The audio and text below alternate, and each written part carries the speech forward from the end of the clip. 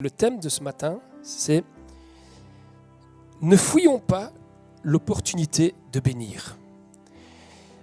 Mais avant de rentrer vraiment au cœur vraiment de ma prédication, je voudrais trouver un point d'équilibre avec vous. Parce qu'on pourrait croire que je suis en train de vous dire, ou on pourrait penser que je vais essayer de vous prêcher quelque chose qui dit dans la vie, il ne faut jamais fuir. Que du contraire. Moi, je pense qu'il y a parfois de bonnes raisons dans la vie de fuir, de partir, même de s'exiler. Pourquoi je dis ça? Parce que fuir, parfois, il y a certaines situations, dans certaines circonstances, ça peut nous sauver la vie. Ça peut nous éviter aussi de rencontrer des circonstances que l'on sait par avance qu'elles vont être regrettables. Il est bon parfois de fuir. Et vous allez voir que dans la Bible, il y a des exemples où la fuite a été salutaire. Rappelez-vous, il y a au moins deux bonnes raisons. Deux bonnes raisons de fuir. La première, c'est quand on est menacé. Quand on est face à la menace. Face à certaines menaces, il est bon de fuir. Je me souviens, juste un petit exemple qui me revient en tête. Quand j'étais plus jeune, j'allais à la pêche. Moi, j'aimais bien aller à la pêche et j'allais toujours dans les prairies, avec des amis au pied de terri. Et on avait un petit trou d'eau dans lequel on allait remettre le poisson qu'on pêchait au canal. Et puis, on pouvait aller comme ça, aller pêcher gratuit toute l'année. Et pour aller sur ce chemin, il y avait des prairies. Et puis, dans ces prairies que nous traversions, il y avait toute une clôture avec des prés qui étaient privés, dans lesquels, à chaque fois qu'on passait, il y avait un beau cerisier, un grand cerisier. Vous savez, à 13-14 ans, quand vous voyez des cerises, quand vous aimez bien, qu'est-ce que vous faites? D'abord, il y a toutes les branches qui dépassent autour de la clôture, vous allez les cueillir, vous les mangez. Et puis à un moment donné, vous vous rendez compte que c'est tellement bon, mais on n'arrive plus à atteindre. On monte sur la clôture et puis on monte sur l'arbre. Et c'est ce qu'on était en train de faire. Et tout d'un coup, qu'est-ce qu'on entend? Une famille avec, on les appelait les pelés parce qu'ils avaient le crâne rasé. Une famille qui commence à courir après nous et nous tirer à balles à sel. Croyez-moi, quand on vous tire dessus, la seule chose pour vous sauver la vie, c'est de fuir. Et je pense que dans la vie, oui, il y a des bonnes raisons de fuir. Rappelez-vous, David a fui Saül pendant tout un temps. Saül voulait tuer David et David a fui. Seulement David, il y a quelque chose de particulier, c'est que la Bible nous dit qu'il ne fuyait pas simplement pour sauver sa peau. David ne voulait pas, vous fuyez parce qu'il ne voulait pas poser la main sur celui que Dieu avait oint. Et je pense que s'il y a une raison pour laquelle on peut fuir dans la vie, il est bon de fuir, c'est quand nous sommes menacés, quand nous sommes autour de gens qui sont toxiques pour notre vie, ça arrive. Et quand ces gens sont trop toxiques, vous ne savez pas réaliser, il vaut mieux parfois partir que plutôt nous laisser anéantir. Mais il y a aussi une autre raison pour laquelle il est bon de fuir, c'est lorsque nous ne pouvons pas résister à la tentation. David ne voulait pas se venger. David ne voulait pas répondre de la violence par la violence. Et ne fût-ce que pour cette raison, il préférait fuir que plutôt affronter Saül. Il ne voulait pas tuer Saül. Alors vous me direz, oui, c'est bien, David, il a réussi ça. Mais à d'autres moments de sa vie, de son histoire, il aurait mieux fait de fuir. Il aurait peut-être mieux fait de fuir son regard sur cette femme, sur la femme d'Uri. À un moment donné, il voit cette femme au loin et il est attiré. Il est attiré par cette femme. Et là, David, au lieu de pouvoir résister, il ne fuit pas. Il se laisse aller dans sa séduction et il va pécher.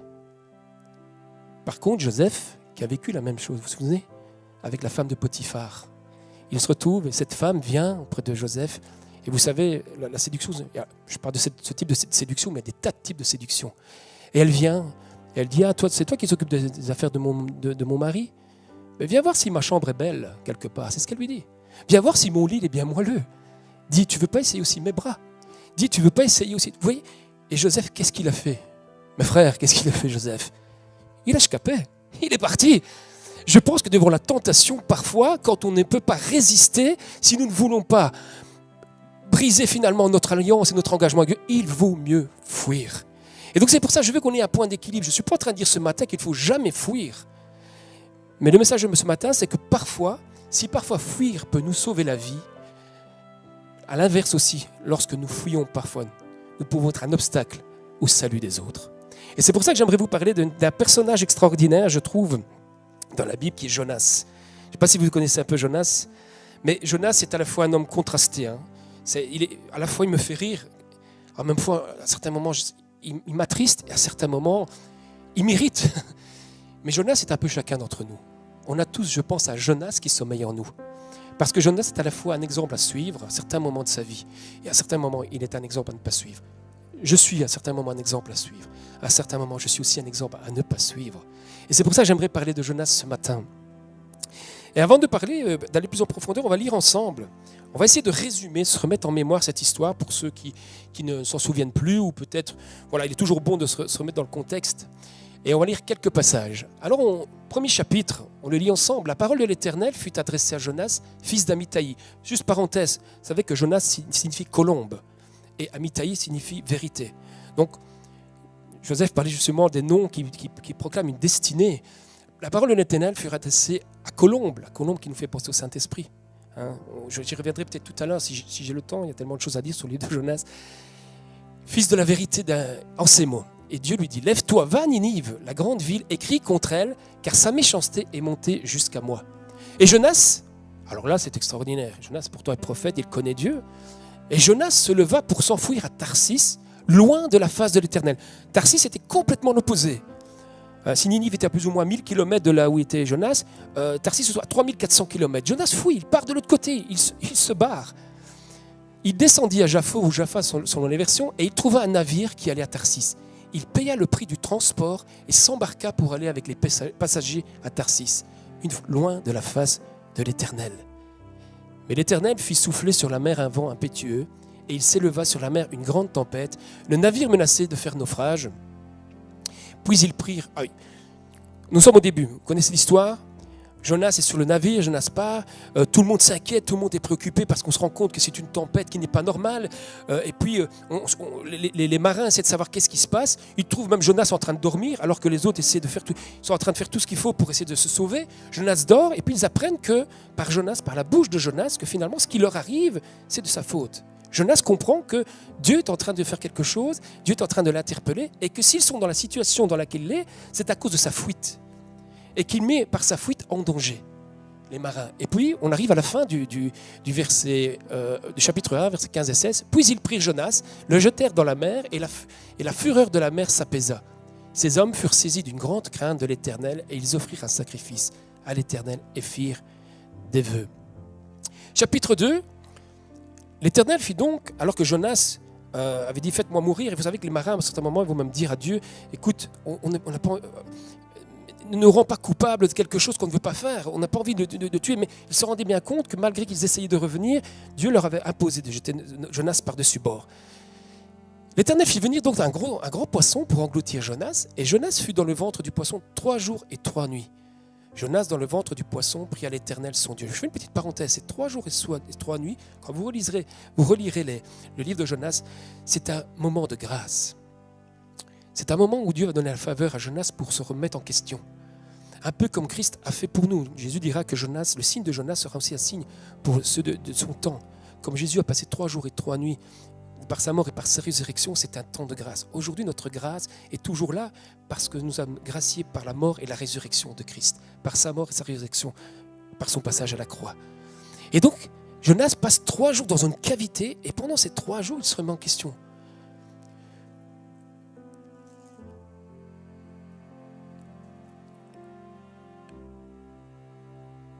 Oui, et donc juste après, c'est parce que j'essaie de me remettre les choses en place, juste après nous voyons que Jonas, dans cette cavité, dans ce moment où il est en recul, il va faire une prière extraordinaire. Prenez le temps de la relire. Et à la fin de sa prière, il comprend dans sa prière, quand vous lisez bien la prière de Jonas, il comprend que Jonas est en train de louer Dieu parce qu'il est toujours en vie. Et en même temps, comme il voit que Dieu a eu compassion de lui, que Dieu a eu miséricorde, que malgré qu'il a fui, que Dieu l'aimait toujours, que Dieu voulait toujours se servir de lui quelque part, Jonas va remercier Dieu, va être reconnaissant parce qu'il est encore en vie et il va dire « je veux me réengager, je veux aller jusqu'au bout des vœux de mon engagement ». Et il dit « pour moi, à la fin de sa prière, je t'offrirai des sacrifices avec un cri d'action de grâce, j'accomplirai les vœux que j'ai faits, le salut vient de l'Éternel ». Au moment où Jonas se repent, au moment où Jonas fait cette reconnaissance à Dieu, la Bible nous dit que l'Éternel parle au poisson et le poisson vomit Jonas sur la terre. On arrive au chapitre 3, alors que Jonas a fui, Dieu le ramène sur son projet pour lui.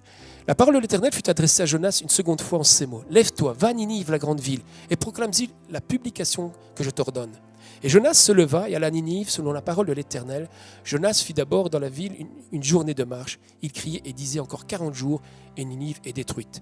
Alors qu'il fallait 3 jours après 1 jour, quand vous lisez la suite de l'histoire, je vous le rappelle, toute la ville va se convertir. Toute la ville va répondre. Finalement, au lieu de rester dans le péché, au lieu de subir la menace que Dieu avait proclamée, ils vont répondre et ils vont se repentir. J'avance parce que je sais on n'est pas là pour faire une étude biblique complète, mais c'est important de se remettre le contexte pour ce que je vais vous amener par après.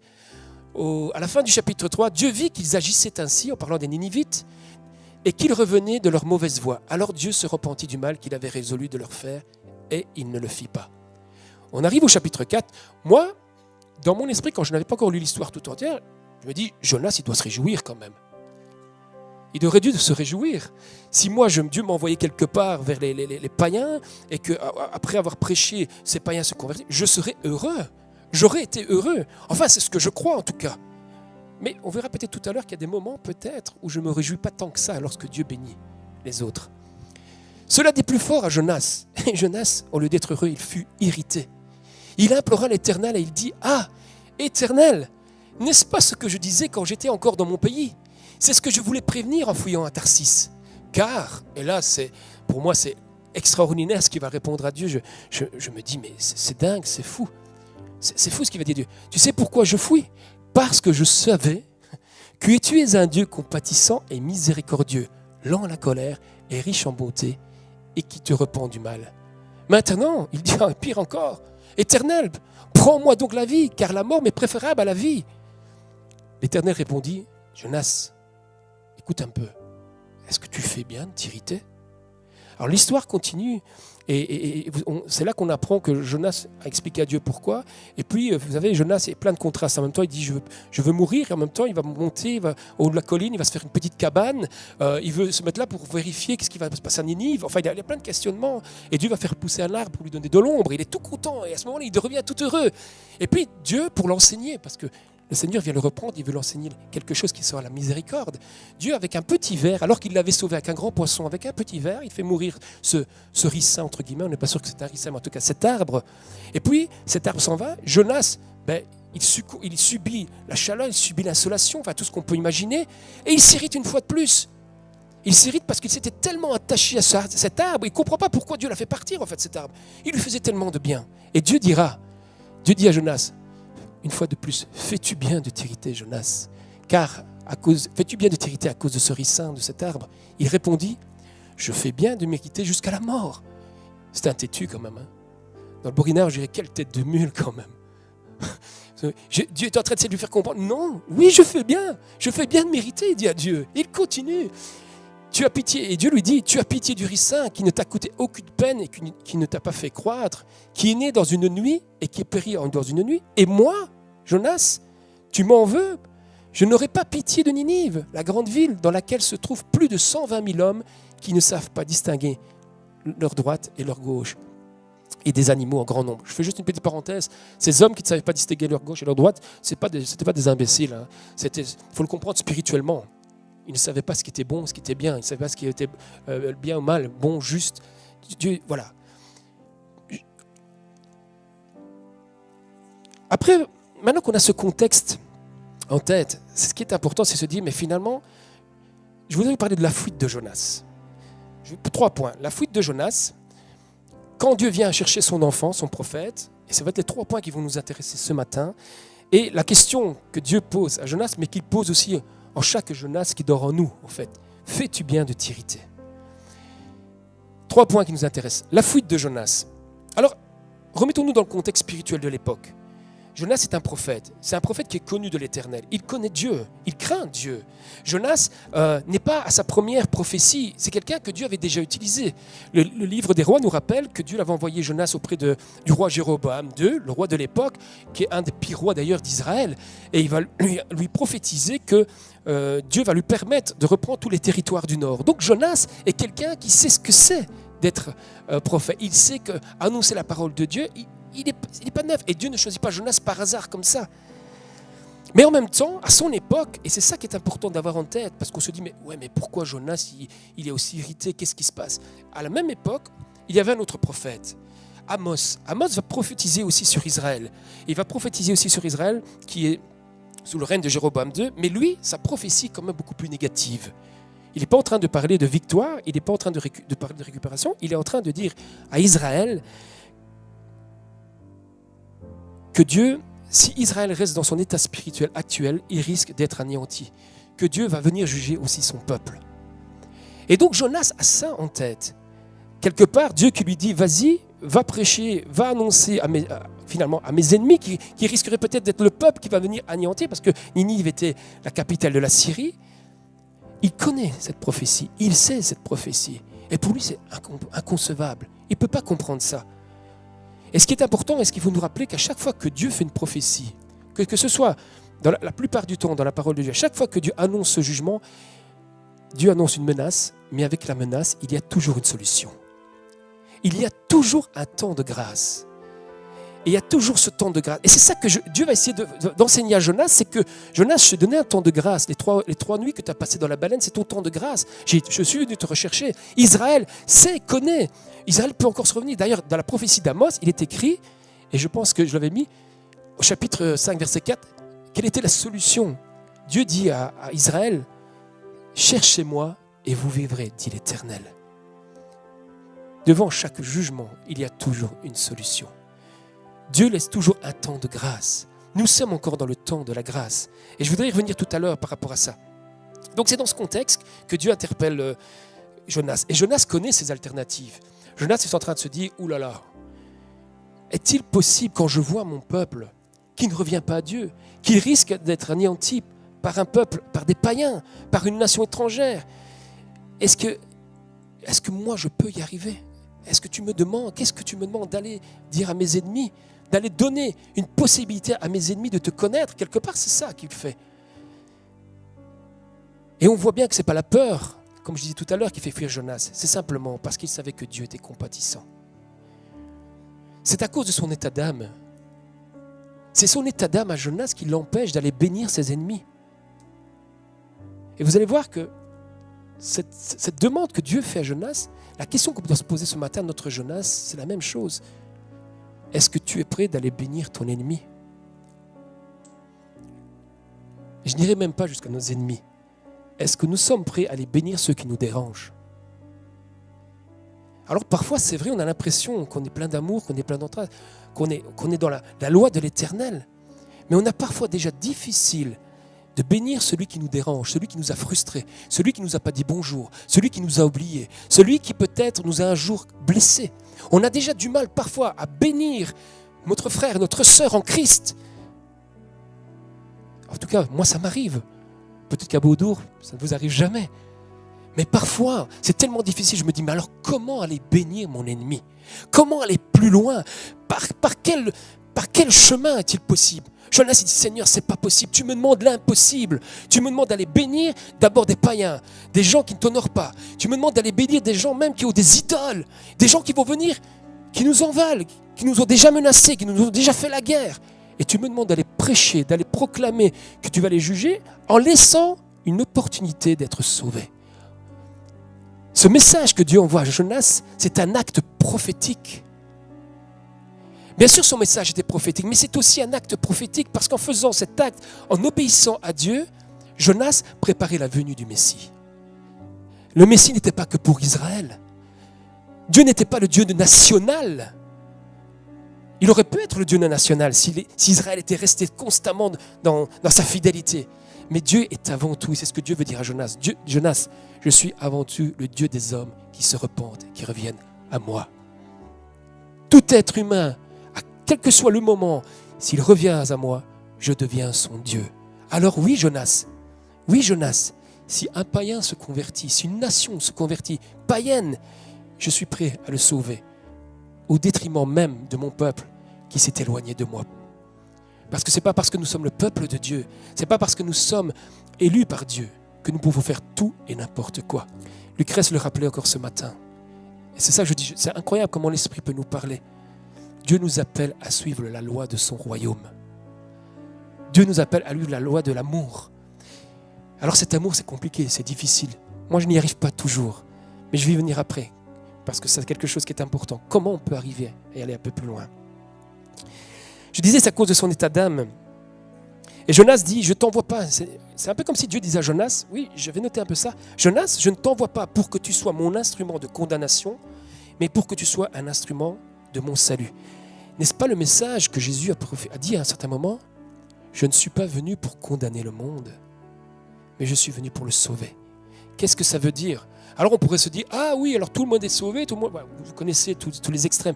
Non, ce que Jésus est en train de dire, ne vous inquiétez pas, le monde est déjà condamné. Et le monde le sait. Écoutez les informations aujourd'hui. Que ce soit la situation écologique, économique, que ce soit la situation politique. Le monde sait que s'il continue à marcher dans cette voie, il va à la catastrophe. On n'a pas à se soucier d'aller dire aux gens, on a à se soucier d'être des passeurs en disant qu'il y a toujours un moment de grâce pour changer ton histoire, pour changer ta destinée.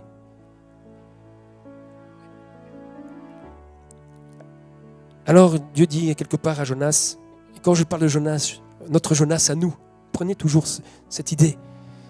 Écoute, Tonino Jonas, Tonino Colombe ce matin, c'est parfois ta haine, c'est parfois tes frustrations, c'est parfois ton rejet, c'est parfois ta condescendance. Parce que tu es chrétien, tu te permets parfois peut-être de juger le monde. Tu te permets parfois de... vous voyez les snipers spirituels, je appelle ça les snipers spirituels sur le net. Il y a des chrétiens qui ne passent leur temps qu'à descendre tout le monde. Aussi bien leurs frères et sœurs en Christ, dans l'église, que même les gens du monde. Mais parfois c'est notre haine, c'est notre condescendance qui finalement nous pousse de l'autre côté. Au lieu d'être des instruments de bénédiction, nous devenons des instruments de malédiction. Nous médisons, alors que notre appel, bien sûr, c'est d'annoncer qu'il y aura un jugement. On le sait. Et je pense qu'il ne faut pas oublier ce message. Mais notre but, lorsqu'on va apporter et qu'on annonce cette menace qui est sur le monde, sur la terre, c'est d'annoncer qu'il y a une solution pour ce monde. Et cette solution, c'est Christ. Nous le savons. Cette solution, c'est Jésus-Christ. Et nous ne pouvons pas oublier cela.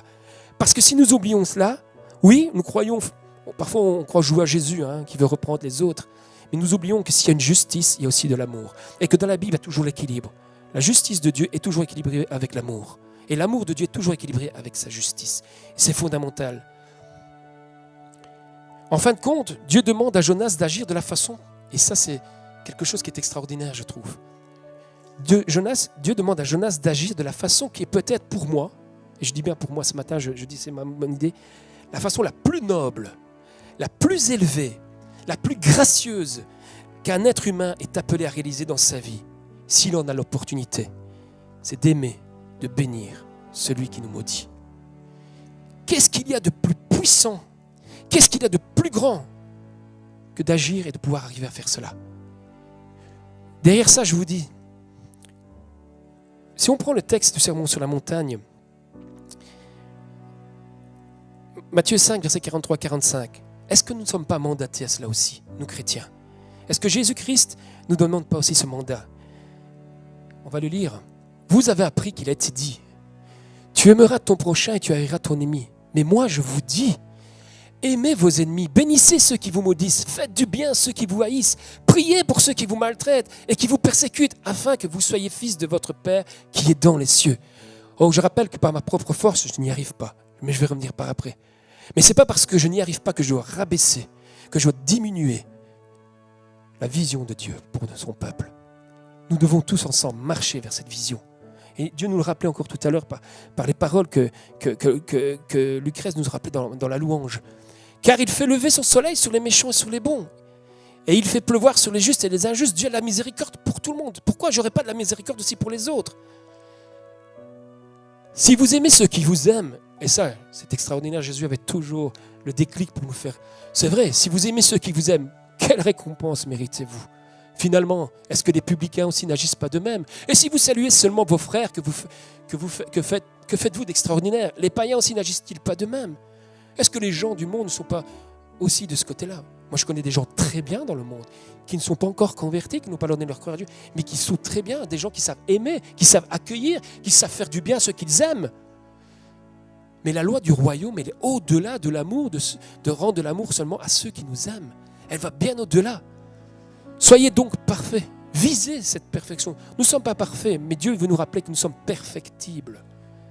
Ça veut dire que nous pouvons nous améliorer de jour en jour. Que là où nous en sommes aujourd'hui, dans notre relation aux autres, dans nos relations humaines, dans notre relation, dans notre même incapacité à certains moments, Dieu peut nous rendre meilleurs et veut nous aider à nous rendre meilleurs. Et c'est ça que nous devons retenir. Dieu nous envoie vers le monde, non pas simplement pour leur annoncer et les juger, les condamner ou leur rappeler leur condamnation, parce que la plupart le savent déjà, mais pour les bénir et pour aller plus loin. Soyez donc parfaits comme votre Père Céleste est parfait.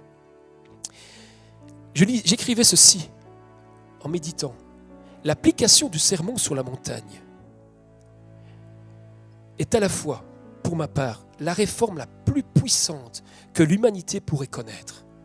Si nous appliquions l'éthique chrétienne, l'éthique du Christ, le sermon sur la montagne nous donne vraiment toute l'ampleur de cette éthique, c'est-à-dire toute cette manière de penser, comment agir pour vivre en communion, pour vivre avec les autres, pour apporter l'amour, mais pour apporter aussi notre soutien, notre compassion, notre miséricorde, apprendre à vivre ensemble.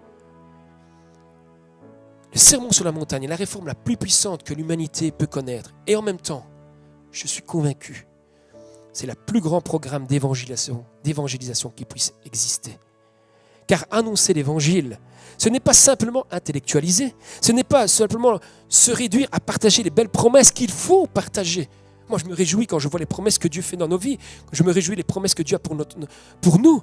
Je me réjouis du royaume des cieux qui vient, je me réjouis du retour de Christ. Tout ça est à prononcer, à partager, bien évidemment, mais comment ? Mais surtout, la puissance et le programme, c'est de mettre en pratique les lois du royaume de Dieu qui est en nous et qui vient pleinement avec le retour de Jésus-Christ. Vous savez, les pédagogues disent qu'un enfant, quand vous éduquez vos enfants, ils ne vont pas retenir le maximum de ce qu'ils retiendront. Ce n'est pas ce que vous aurez dit, ce n'est pas toute la morale que vous faites à vos enfants. Ce que vos enfants vont retenir le plus, c'est la manière dont vous avez agi. Ça nous donne une leçon terrible. Et le sermon sur la montagne, c'est ce que ça nous dit. Si nous voulons être puissants pour évangéliser, si nous voulons révéler la puissance de l'évangile qui est en nous, par l'esprit qui est en nous, alors nous devons appliquer la loi du royaume, la loi de l'amour. Ah, c'est pas facile. Et ce matin, mon but, c'est pas de vous dire, ah, mais voilà, c'est facile. Mais en même temps, comme je vous dis tout à l'heure, là où c'est pas facile, Dieu a une solution pour nous. Et cette solution, Joseph en avait parlé il y a 15 jours, je vais y revenir à la fin. Elle est là, elle existe. Mais il faut le vouloir. Il faut repartir. Mon deuxième point, et je ferai le lien avec ces 3 points à la fin, pour vous expliquer un peu la réflexion qu'il y avait. Quand Dieu vient chercher son prophète, qu'est-ce qu'on apprend sur la nature humaine dans cette histoire de Jonas ? Qu'est-ce qu'on apprend sur la nature humaine, mais du croyant ? Parce que Jonas n'est pas n'importe qui, Jonas n'est pas un païen, c'est un croyant.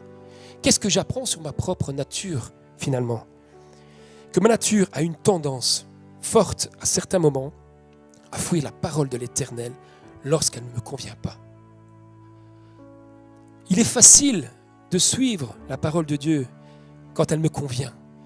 Il était facile à Jonas d'aller dire à Jéroboam, « Oh, tu vas avoir une belle victoire ». C'était facile d'aller annoncer ça. Mais quand Dieu nous demande d'annoncer des choses ou de suivre la parole en sa parole, de suivre une voie qui n'est compliquée, c'est beaucoup plus difficile. Et moi, j'ai tendance à fuir. Oh, j'ai tendance à fuir. Vous savez comment je fuis ? Oh, j'essaie de trouver une explication. J'essaie de retourner la Bible dans tous les sens pour dire, c'est peut-être pas tout à fait comme ça que Dieu qu'on fasse les choses. Oh, j'ai déjà entendu, Dieu nous demande de bénir nos ennemis. Oui, mais quand même. Oui, il nous demande de bénir nos ennemis. Alors bien sûr, je viendrai après, il y a aussi un point d'équilibre. Mais essayer de tourner la parole pour essayer de dire, ouais, mais c'est pas tout à fait ça que Dieu a voulu dire. C'est une manière de fuir. Dieu nous demande de l'écouter, de l'entendre. Et comme Jonas, il veut nous remettre sur la voie. Et c'est lorsque Jonas agit que Dieu peut lui enseigner. C'est lorsque Jonas va aller là où Dieu lui demande que Dieu peut se mettre à l'enseigner sur ce qu'il voulait lui enseigner au travers de sa parole.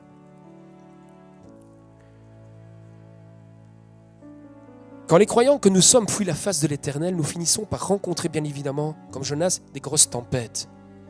Je ne sais pas si ça vous est déjà arrivé, mais moi, quand je m'écarte de Dieu, ça m'est déjà arrivé dans ma vie, que ce soit pour le ministère, mais que ce soit pour ma vie personnelle, de m'écarter, de m'éloigner de Dieu. Et je ne sais pas si vous avez remarqué, mais dès qu'on veut s'éloigner de la parole de Dieu, il y a toujours un navire quelque part. Il y a toujours un bateau.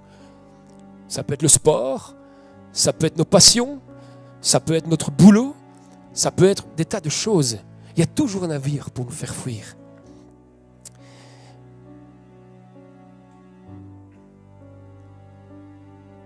Et quand nous rencontrons cette tempête, nous aussi, à des moments donnés, on se fait bouffer.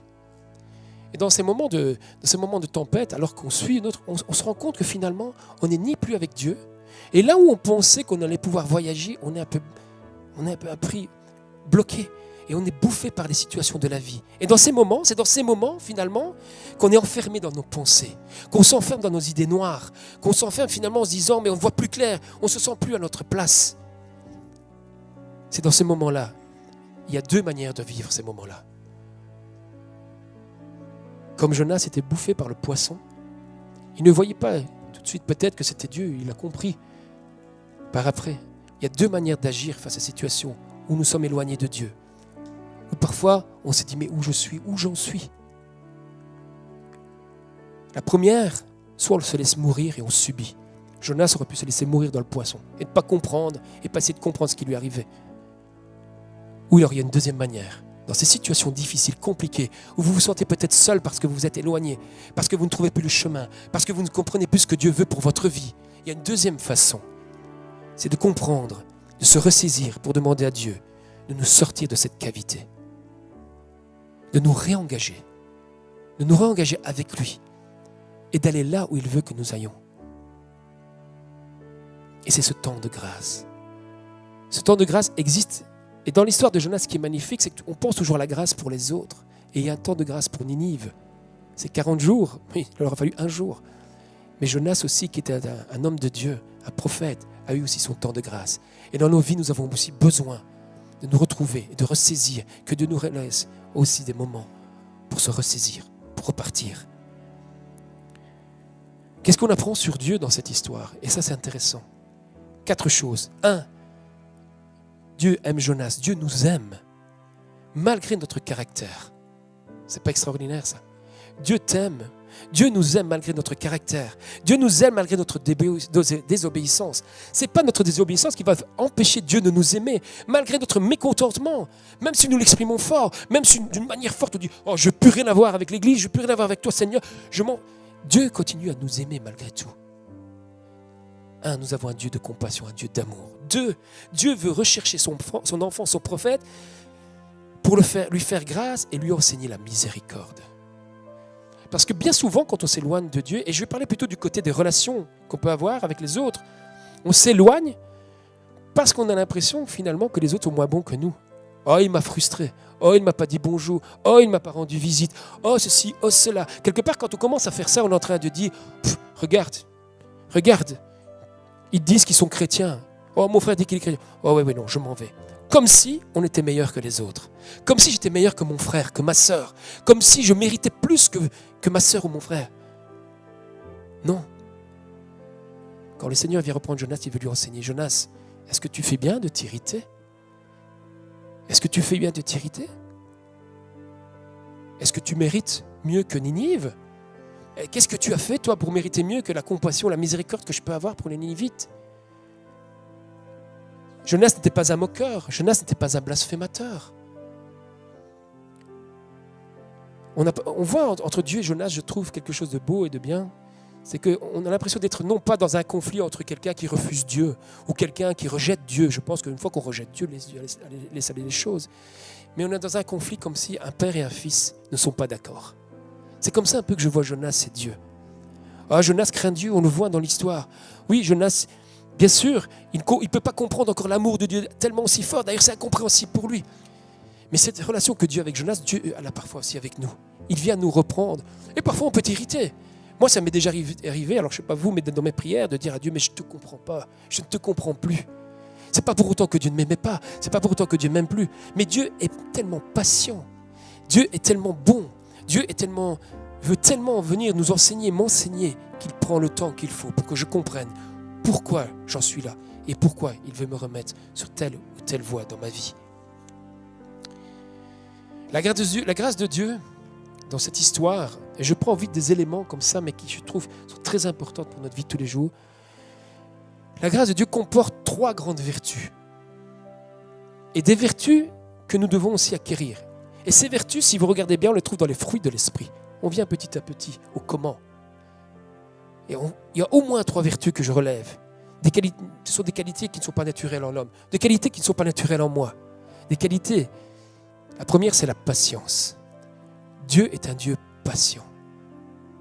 La Bible nous dit que si Dieu ne revient pas encore, il ne tarde pas c'est parce qu'il y a encore des âmes à sauver. C'est parce qu'il y a encore des âmes qui doivent revenir dans la bergerie. C'est parce que dans ce monde, il y a encore des hommes et des femmes que Dieu connaît les cœurs et sait qu'ils doivent revenir à lui.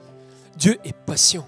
Comme Dieu était patient avec moi. Vous savez, dans ma vie, même quand j'ai voulu répondre à Dieu, à certains moments, je suis revenu dans mes habitudes. Et Dieu, à chaque fois, il est venu me rechercher d'une manière ou d'une autre. Oh, parfois de manière extraordinaire, magnifique, et parfois de manière difficile.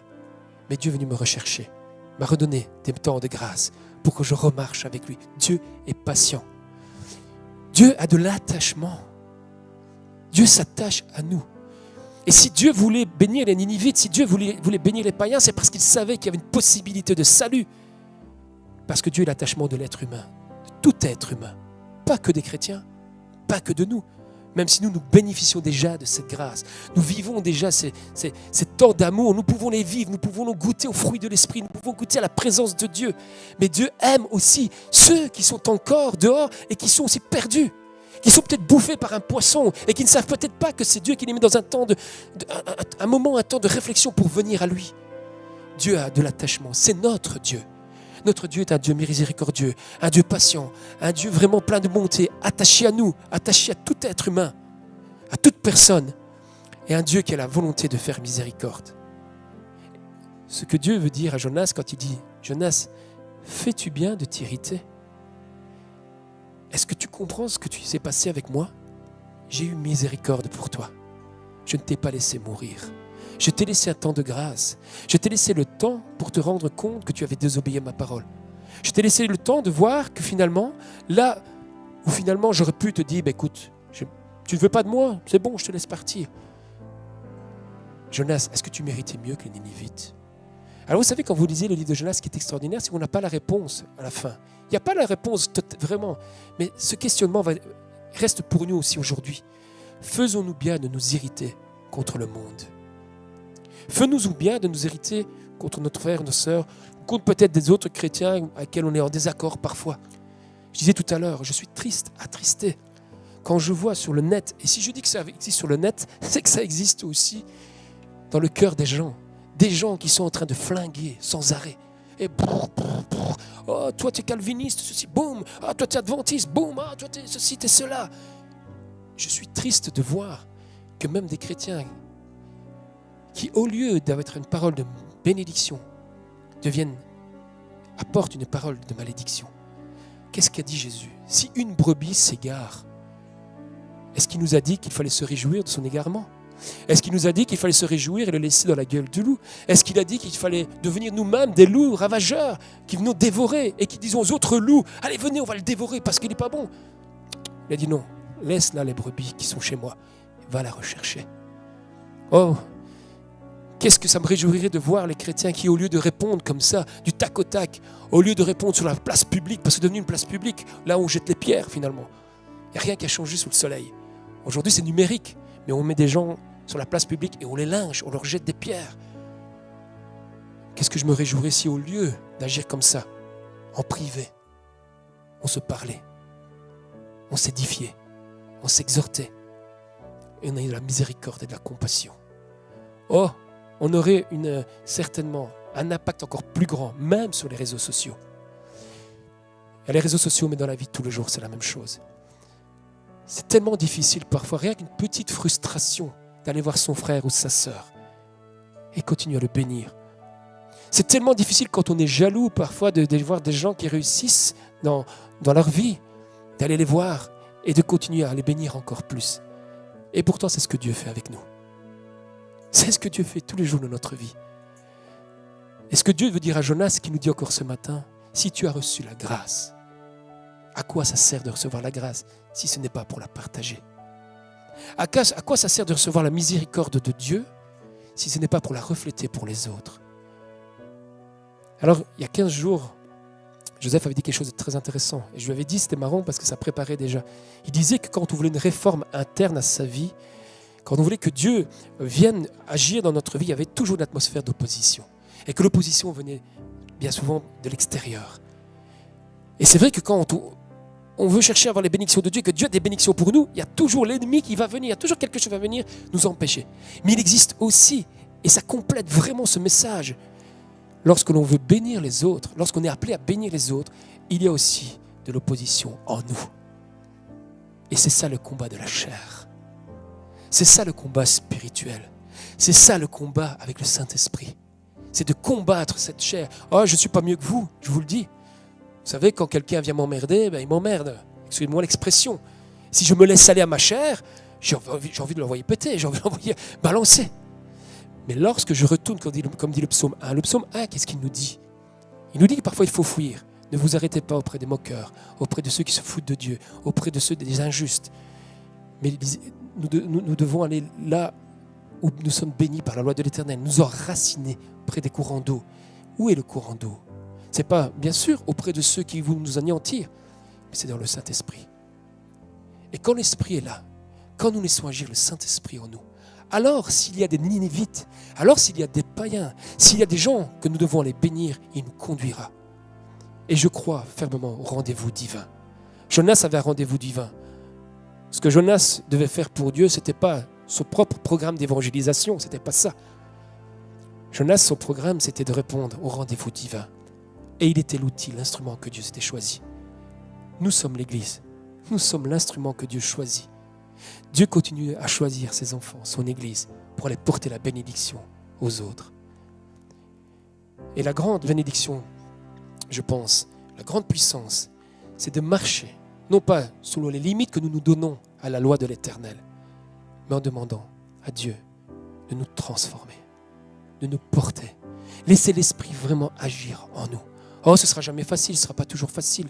La chair va reprendre le dessus à certains moments. Mais le savoir, c'est déjà une part de victoire. Parce que quand on sent ces choses arriver en nous, moi je les sens parfois. Quand je sens que je suis irrité, quand je sens que je suis en colère, ou quand je sens que je suis déçu, frustré, quand je sens parfois même des pensées qui me viennent par d'autres serviteurs de Dieu, ça peut arriver. On va dire, ah regarde, je peux faire au mieux, je peux faire comme lui, je peux faire la même chose. Quand vous entendez ça en vous, sachez que c'est votre orgueil qui se lève. C'est l'ancien homme, c'est l'homme naturel, c'est l'homme de la chair qui vient. Mais l'homme de l'esprit, qu'est-ce qu'il dit? Humilie-toi, Tonino. Car tout ce que tu peux faire, ce n'est pas par tes forces. Et Dieu vous dit la même chose. Humilions-nous. Parce que toute grâce, tout ce que nous pouvons faire, est aller vers la bénédiction de nos ennemis, aller vers la bénédiction de ceux qui nous dérangent, ce n'est pas par nos propres forces, mais c'est par la puissance de l'Esprit de Jésus-Christ, par l'Esprit Saint. Et Joseph avait dit la dernière fois, nous l'avons reçu. C'est ça la bonne nouvelle. Nous n'avons pas à aller le chercher à gauche, à droite. L'Esprit est en nous, il vit en nous. Mais combien de temps nous passons? Combien de temps nous passons à rechercher et entendre, à écouter la voix de l'Esprit? Revenez à moi, recherchez-moi, avait dit Dieu, et vous vivrez. Dans nos circonstances personnelles, c'est aussi ce que Dieu nous dit. Reviens à moi. Et il ne parle pas qu'aux non-croyants. Il parle aussi à chacun d'entre nous. On peut nous écarter sur la route. Si ce n'est pas aujourd'hui, ce sera peut-être demain. Et si c'était hier, si tu entends aujourd'hui ça, c'est parce que Dieu veut te rappeler. Je continue à t'aimer. Et le plan que j'avais pour toi, il continue et je le poursuis. Alors j'ai survolé un peu tout ce que je voulais dire. Et je voudrais terminer pour ne pas être trop long et demander à l'équipe de musiciens de revenir. Nous avons aussi un message prophétique. Je vais vous lire ce que j'avais écrit enfin. Nous avons aussi, nous, un message prophétique à prêcher. Certes, le retour de Jésus-Christ, il est là. Le royaume est déjà là et il vient de manière encore plus grande. Mais nous avons aussi surtout à vivre dans l'amour ce message prophétique. Et pourtant, nous fouillons parfois notre appel quand il s'agit, sans même aller jusqu'aux ennemis, comme je disais tout à l'heure, quand il s'agit juste de bénir un frère avec qui nous sommes simplement en tension, en désaccord. Et je disais au début, ne fouillons pas les réelles opportunités de bénir ceux que nous n'apprécions guère, ceux qui nous dérangent, ceux qui ont besoin que nous leur partagions notre héritage. L'héritage, c'est la miséricorde et la grâce de Dieu.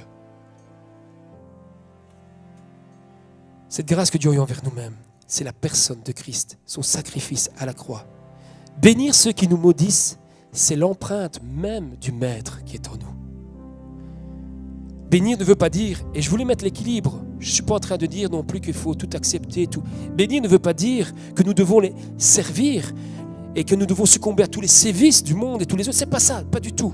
Bénir, c'est partager la miséricorde de Dieu ainsi que la nôtre, à qui on a besoin et qui peut le recevoir. Alors j'emprunte cette citation de Billy Graham qui disait « C'est le travail de Dieu de juger, ce n'est pas le mien. C'est le travail du Saint-Esprit de convaincre. Mais le mien, le nôtre, c'est d'aimer. Et notre appel, c'est de bénir, de partager, d'annoncer aussi la miséricorde. » Alors ce matin, il y avait 2 appels dans votre cœur et je vous le laisse. Peut-être un des 2 auxquels le Seigneur vous appelle. Le premier, c'est te dire que non, il n'est jamais trop tard. C'est toujours le temps de la grâce, quelle que soit ta situation, quel que soit ton état d'âme, quel que soit l'état de ton cœur, quelle que soit ta rébellion ou encore même ta culpabilité, je ne sais guère. Aussi grave pourraient te paraître toutes ces choses. Dieu veut t'offrir encore aujourd'hui sa miséricorde. Il veut t'offrir son pardon. Il veut t'offrir sa force pour te transformer si tu reconnais ton besoin de revenir à lui profondément. Et là, le second qui suit, c'est celui de la transformation. Dieu nous appelle encore aujourd'hui. Je ne sais pas où vous en êtes, mais moi, tous les jours, quand je entends ce message, j'ai envie de continuer cette sanctification. J'ai envie de continuer cette transformation qui a commencé et que Dieu veut opérer jusqu'au bout. Dieu a commencé les choses et il veut les poursuivre jusqu'au bout. Le second, c'est celui de la transformation du cœur pour aller plus loin. Dans l'engagement que nous avons un jour déclaré, vouloir suivre l'enseignement du Maître. Nous avons tous déclaré cela un jour. Suivre la voie de l'Esprit qui nous rappelle que nous devons apprendre à bénir plutôt que de médire nos frères, de médire nos proches, et plus encore bénir nos ennemis quand il est judicieux de leur faire grâce comme Dieu nous a fait grâce lorsque nous étions nous-mêmes dans une totale indifférence. Alors Jésus dira, nul ne peut servir deux maîtres. Soit on sert l'un, soit on sert l'autre. Il dira, on ne peut pas servir à la fois Mammon, qui est le Dieu de la richesse, et en même temps Dieu. Alors, soit on choisit de suivre et de prendre le pouvoir de s'enrichir au détriment de la richesse des autres, soit on choisit de partager la richesse que Dieu nous a donnée. Et ce n'est pas que financière, elle est aussi spirituelle. Soit nous avons l'occasion de servir la haine, le rejet, la critique destructrice, la condescendance, ou soit nous choisissons de servir la miséricorde, l'humilité, la compassion. Mammon d'un côté, Dieu de l'autre. Soit nous choisissons de maudire, soit nous choisissons de bénir. Jacques dit qu'avec notre langue, nous sommes capables de faire les deux. Mais que choisissons-nous? Que voulons-nous choisir dès que nous sortirons d'ici? Que voulons-nous choisir demain? Pensez peut-être à la personne avec laquelle vous avez le plus de difficultés. Veux-tu être un passeur de bénédiction? Ou veux-tu rester un détracteur, quelqu'un qui sape, un sniper qui détruit les autres croyants? Alors voilà, c'est ce que je voulais vous laisser ce matin. Prolonger cette idée que finalement, il y a une opposition extérieure lorsque Dieu veut nous réformer, mais lorsque Dieu nous appelle à porter la bénédiction et l'amour, il y a aussi une opposition intérieure de la chair. Et le Saint-Esprit, l'Esprit de Christ, Christ qui habite en nous, est le chemin, et la porte, et la solution pour avoir la victoire dans nos vies. Alors que Dieu nous aide, que Dieu vous bénisse, que Dieu me bénisse, que Dieu nous bénisse tous, que Dieu bénisse son Église pour que nous puissions non pas diminuer ses valeurs, diminuer la loi de Christ, la loi de l'amour, mais que nous puissions continuer de marcher. Soyez bénis et encore merci pour votre accueil, votre tendresse, parce que c'est important dans l'amour de Jésus-Christ. Amen.